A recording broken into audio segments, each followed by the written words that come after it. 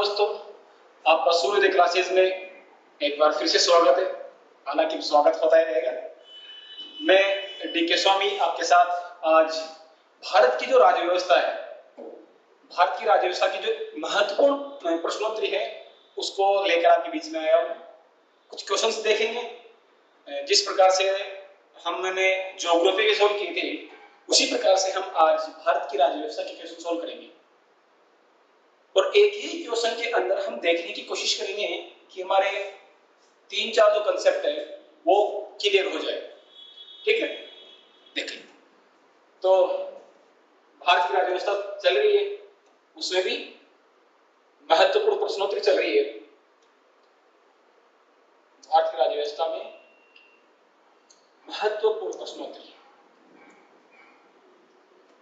Polity of India, इसकी class first है ना, आज से स्टार्ट किया, कंटिन्यू क्लास आएगी, बने रहिए आप चैनल के साथ और अपनी जो प्रिपरेशन है उसमें 4 चांद लगाइए। इन क्वेश्चनों को सोल्व करके खुद को एनालिसिस कीजिए, हमारी कहाँ कमी है, क्या गलती है, क्या चीज रह गई, उनको देखो और इम्प्रूव करने की कोशिश करो। तो इसके हम पहली क्लास लेते हैं। सूर्योदय जो क्लासेस है, सूर्योदय क्लासेस में जो अभी प्रेजेंट टाइम में बैच चल रहे हैं, एसएससी का, रेलवे एसएससी है, रेलवे है, एलडीसी हाई कोर्ट और अधीनस्थ बोर्ड वाली, टीटीटी और बीएसटीसी दोनों बैच चल रहे।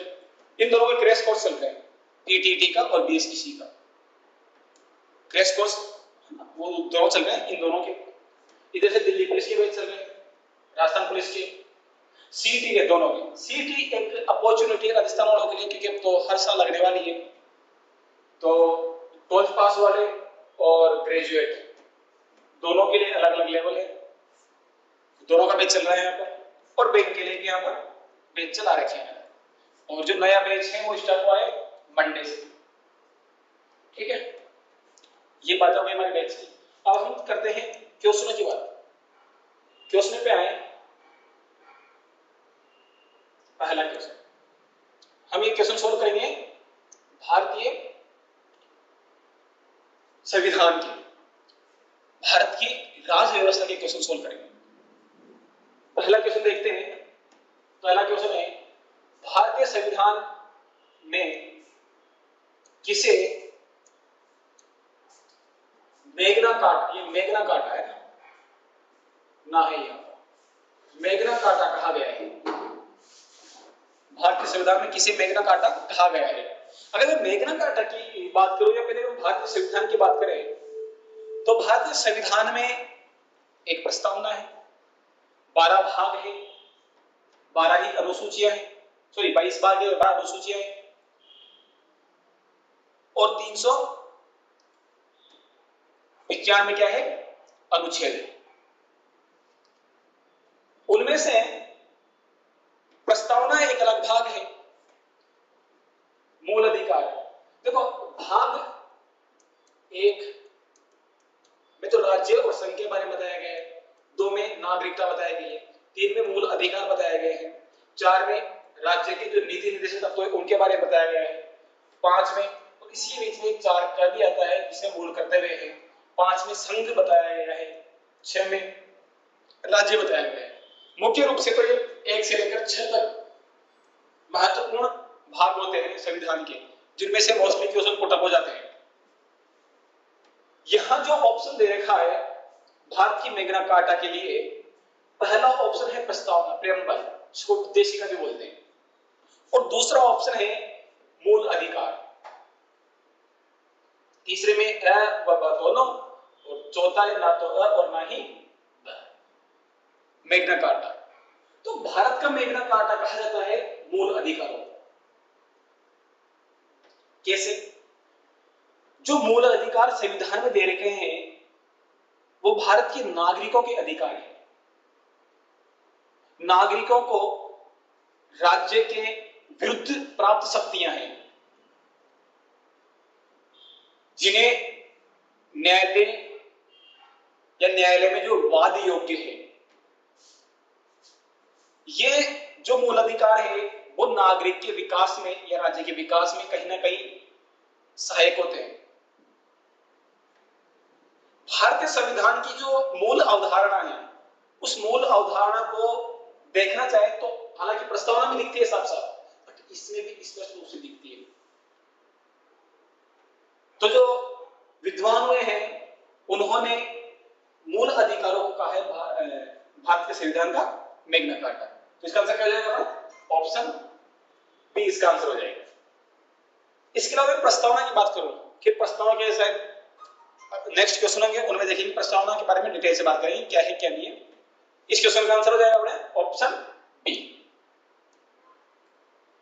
नेक्स्ट क्वेश्चन करते हैं। अगला क्वेश्चन, भारत की या भारतीय संविधान की आत्मा किसे कहते हैं? भारतीय संविधान की आत्मा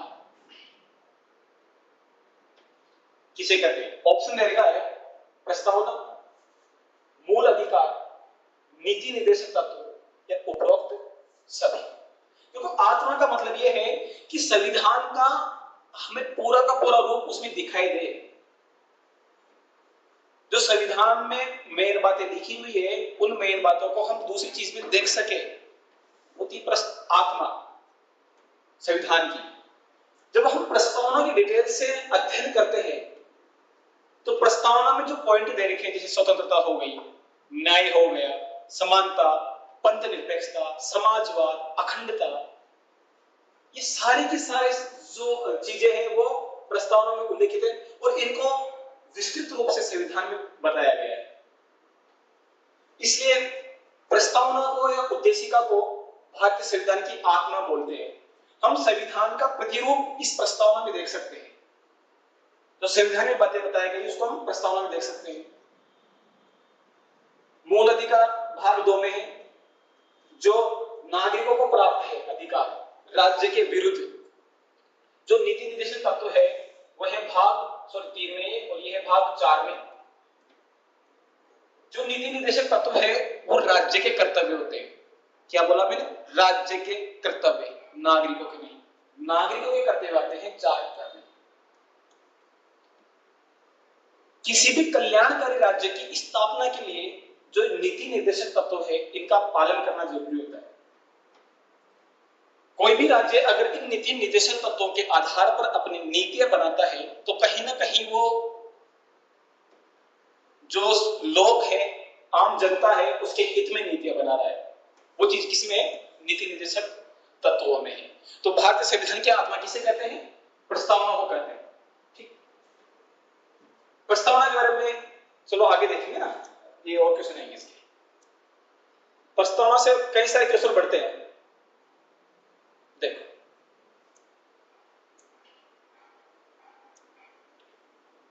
भारतीय संविधान की प्रस्तावना पर किस क्रांति का, कहूं किस क्रांति का प्रभाव है? यहां तो पूछा नहीं है, मैं बोल रहा हूं प्रभाव है। किस क्रांति का प्रभाव नहीं है?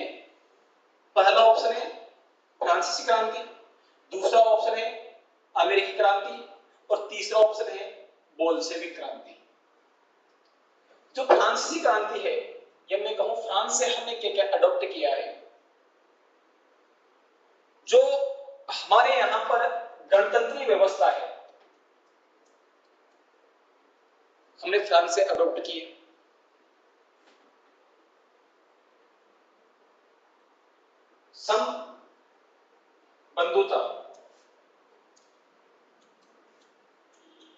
बंधुता हमने फ्रांस से अडॉप्ट की है। गणतंत्र और बंधुता दोनों की दोनों में कहां से अडॉप्ट किए? फ्रांस से किए। अमेरिकी क्रांति की अगर बात करें, अमेरिकी क्रांति से हमने मूल अधिकार लिए हैं।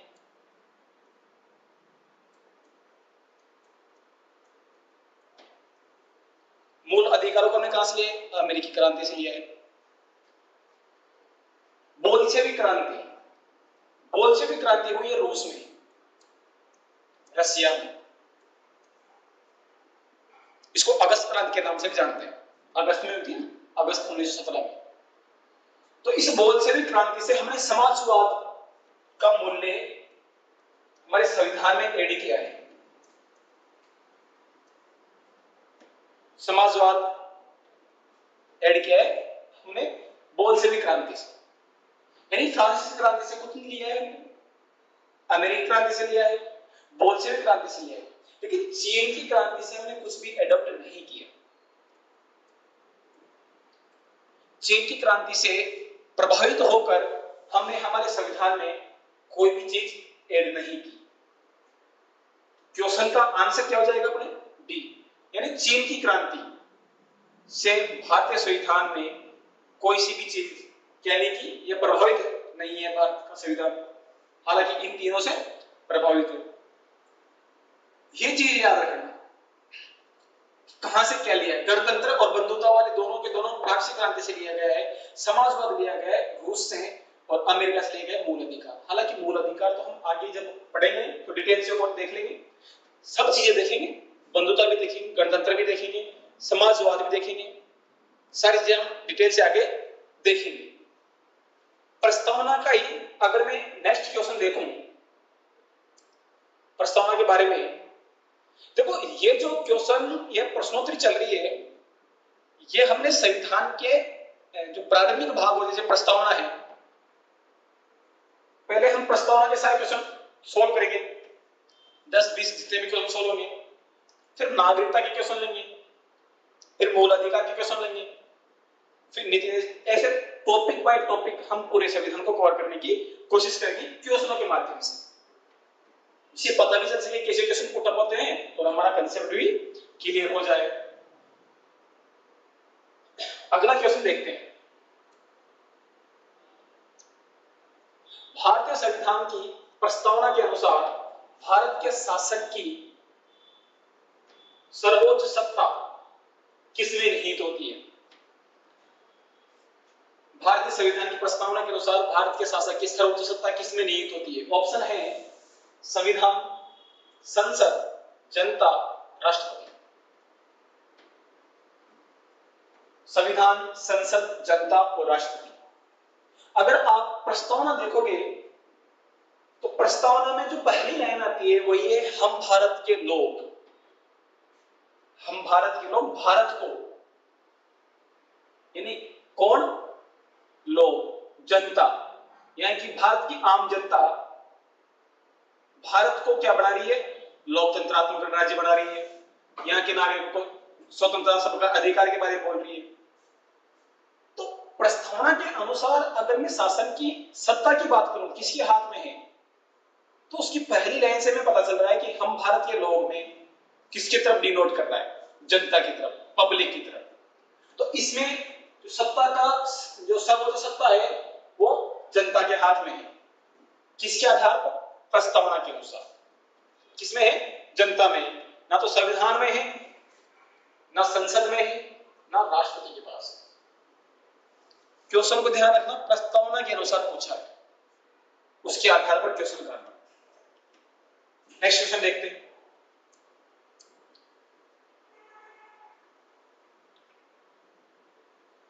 फिर प्रस्तावना क्वेश्चन, इसमें मोस्टली क्वेश्चन प्रस्तावना के बारे में ही है ना।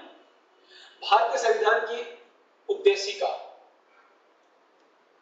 या प्रस्तावना का संशोधन कितनी बार किया गया है? बहुत शानदार क्वेश्चन।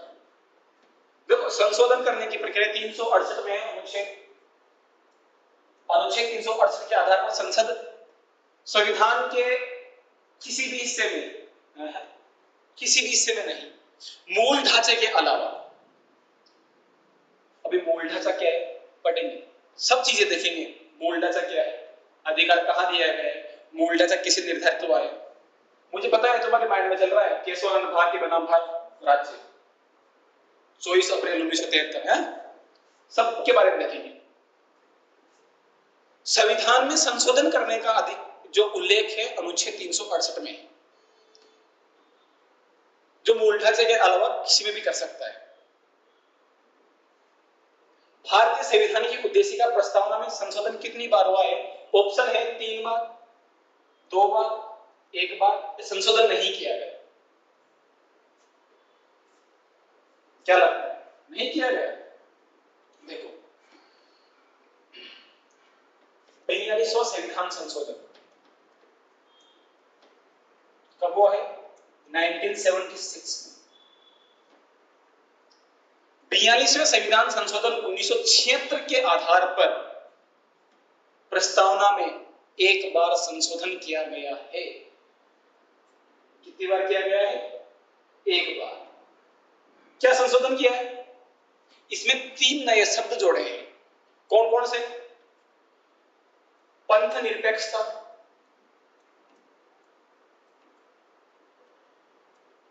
यहां में धर्म निरपेक्षता नहीं लिख रहा, यहां मैं लिख रहा हूं पंथ निरपेक्षता।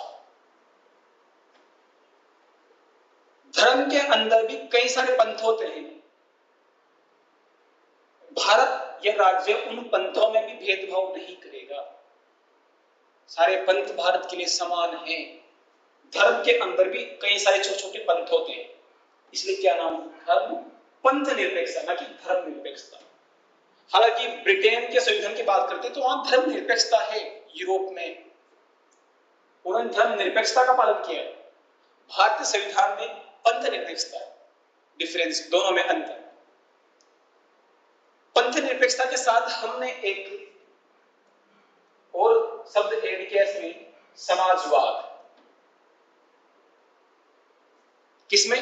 प्रस्तावना में। कौन से संविधान संशोधन के आधार पर? 42वां संविधान संशोधन के आधार पर। पंथ निरपेक्ष, समाजवाद और अखंडता। याद रखना कब याद किया? 1976 में किया है। यानी कि 1976 से पहले ये तीनों शब्द प्रस्तावना में नहीं थे, संविधान में नहीं थे। तीनों शब्द, पंथ निरपेक्षता, समाजवाद, अखंडता, धर्म निरपेक्षता थी। ठीक, तो आंसर हो गया इसका, एक बार संशोधन हुआ है प्रस्तावना में। 1976 में तीनों शब्द जोड़े गए थे। नेक्स्ट क्वेश्चन देखते हैं।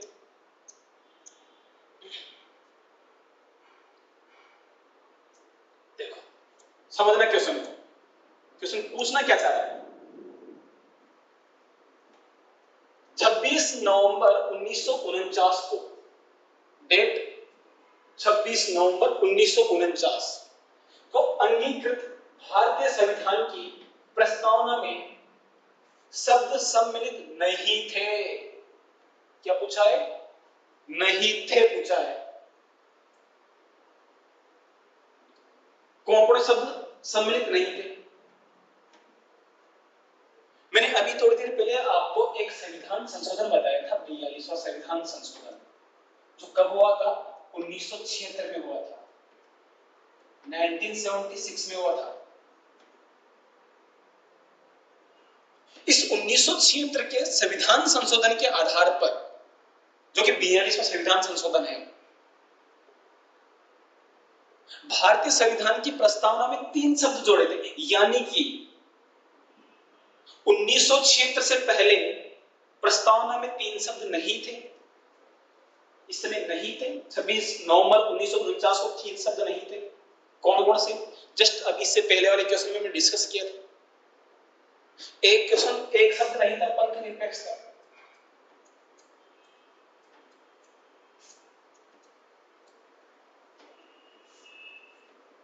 एक शब्द नहीं था, समाजवाद। और एक शब्द नहीं था, अखंडता।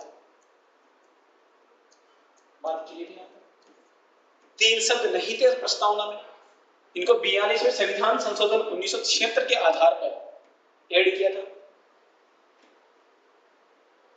तो यही तो पूछ रहा है कि 26 नवंबर 1949 को जब ये ऐड क्षेत्र में किए हैं तो इस समय कहां से आएंगे?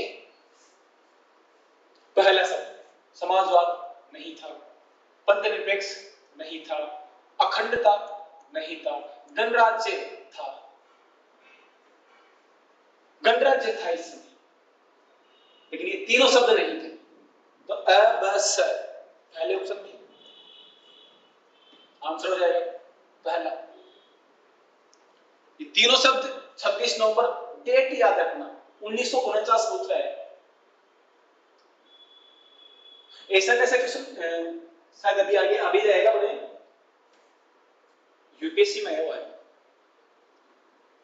आरएएस में आया हुआ है, आरपीएससी यूपीएससी पूछती है क्वेश्चन, कंसेप्ट क्वेश्चन पूछती है, एक्चुअली नहीं कंसेप्ट के, तो हमारे कंसेप्ट क्लियर होने चाहिए। पहले ये क्वेश्चन हो गया। नेक्स्ट अगला क्वेश्चन देख लो, मतलब कि कंसेप्ट एक है, उसी कंसेप्ट से कितने क्वेश्चन निकल रहे हैं अलग अलग। हमने इसे 5 क्वेश्चन सोल्व किया था, 5 क्वेश्चन देखो आप, हमने ये 5 क्वेश्चन सोल्व किया था संशोधन का। ये जो इसमें हमने कंसेप्ट लगाया था 42वां संविधान संशोधन 1976 के आधार पर भारतीय संविधान की प्रस्तावना में 3 शब्द जोड़े, धर्मनिरपेक्षता, समाजवाद, अखंडता, और उसी कंसेप्ट से लगातार 3 क्वेश्चन पूछ रहे हैं। आए हुए क्वेश्चन है किसी न किसी एग्जाम में कंटिन्यू 3 क्वेश्चन, तो यानी कहीं ना कहीं चीजें इंपॉर्टेंट होती है, हमें क्यों देखने की जरूरत रहती है चीजों कैसे इंपॉर्टेंट बनाए जाएंगे। इसको देखते हैं, इसका आंसर खैर आपको मिल गया होगा, क्या आंसर होना चाहिए इसका। देखो, भारत के संविधान की प्रस्तावना में समाजवादी, धर्मनिरपेक्ष शब्दों को किस संशोधन द्वारा जोड़ा गया। हालांकि धर्मनिरपेक्ष बोल सकते हो आप, लेकिन जो एग्जैक्टली वर्ड था वो था पंथनिरपेक्ष।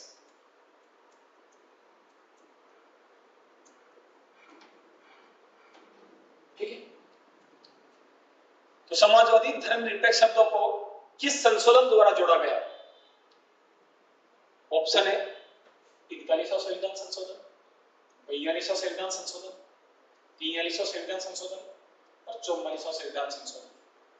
देखो, पूरे संविधान संशोधन हालांकि सभी इंपॉर्टेंट है, लेकिन अगर मैं सभी में से किसी एक या दो को इंपॉर्टेंट बताना चाहूं तो दो ये है, 42वां संविधान संशोधन और 44वां संविधान संशोधन।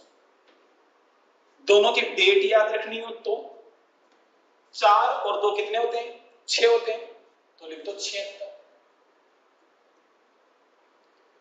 4 4 कितने होते हैं, 8 होते हैं, तो लिख दो 78। यानी 1978 में तो हुआ है 44वां संविधान संशोधन, 1976 में हुआ है 42वां संविधान संशोधन। हालांकि खैर आपको तो पता चल ही गया होगा इसका आंसर क्या होगा, क्योंकि ऊपर वाले हमने 2 क्वेश्चन सॉल्व किए थे, उनमें इसकी बात कर रहे थे, तो इसका आंसर क्या हो जाएगा, 42वां संविधान संशोधन। इसके आधार पर इसमें समाजवादी और धर्मनिरपेक्ष शब्द जोड़े गए थे। ठीक है, क्लियर बात। हाँ, इनके बारे में डिटेल से पढ़ेंगे, अलग से क्लास बना दूंगा मैं 42वां संविधान संशोधन, 44वां संविधान संशोधन के लिए अलग से इनके बारे में डिटेल से पढ़ लेंगे। इनके माध्यम से संविधान में क्या क्या ऐड किया गया है, क्या हटाया गया है, सब चीजें। इस 42वें संविधान संशोधन को लघु संविधान कहा जाता है, मिनी कॉन्स्टिट्यूशन ऑफ इंडिया। 42वां संविधान संशोधन। नेक्स्ट क्वेश्चन देखते हैं। लो, वही क्वेश्चन आ गया जो भी पहले सॉल्व किया था। मतलब कि हमें केवल कंसेप्ट क्लियर करना है, एक छोटा सा कंसेप्ट क्लियर होने से हमारे 10 क्वेश्चन सही हो जाते हैं। तो क्यों ना हम फैक्ट के पीछे भागने से अच्छा है कंसेप्ट के पीछे भागें, जिससे हमारे 10 क्वेश्चन सही। फैक्ट के पीछे भागेंगे तो एक क्वेश्चन सही होगा, कंसेप्ट के पीछे भागेंगे 10 क्वेश्चन सही होंगे। तो बेटर क्या है, कंसेप्ट।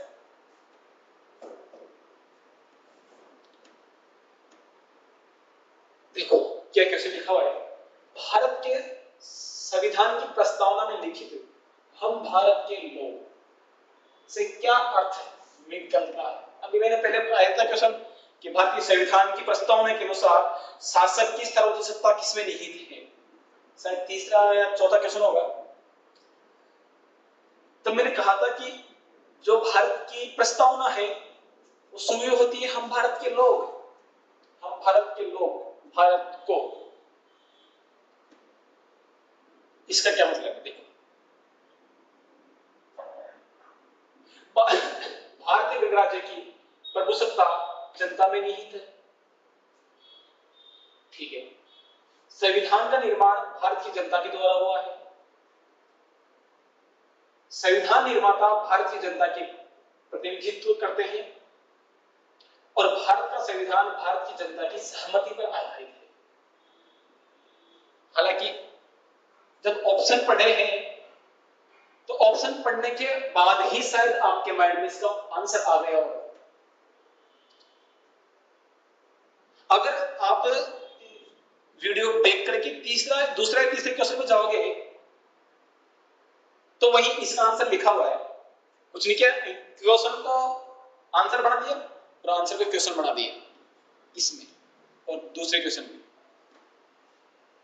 उसमें पूछा था कि शासन की सर्वोच्च सत्ता किसमें निहित होगी? जनता में। ऐसा कहां पता चलता है?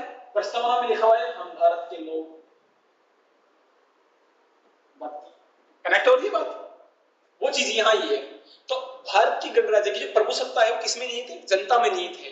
इस वजह से इसका आंसर, इसका मतलब यही होता है हम भारत के लोग का, कि कहीं ना कहीं जो भारत की पूरी सत्ता है, प्रभुसत्ता है, वो जनता में, यहाँ की पब्लिक में निहित है। ये क्वेश्चन हो गया। कंसेप्शन में क्वेश्चन कैसे पुट अप करते हैं, ये सेशन हमारा चलेगा डेली। इसमें क्वेश्चन और भी है, बहुत सारे क्वेश्चन है, सोल्व कराने हैं। आज 8 हुए, कल 20 होंगे। इससे जुड़े रहिए। अगर कंसेप्ट क्लियर करना है तो, सिलेक्शन लेना है तो देखते रहिए इसको। आप कंसेप्ट क्लियर होंगे, क्वेश्चन कैसे पुट अप होता है वो क्लियर होंगे। ठीक है, शुक्रिया।